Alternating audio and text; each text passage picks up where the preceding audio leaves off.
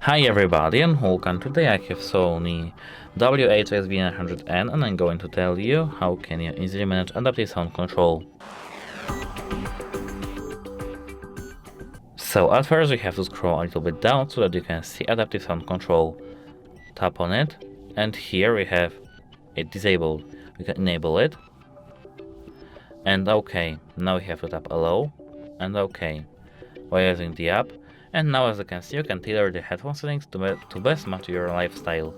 We can enable optimized switching for you, but it requires our account, which I don't have. And the app learns how you use your headphone while adaptive sound control is enabled and switches headphone settings at the optimal time. Here we have ambient sound control based on actions. Detect actions staying. We can click on this gear icon.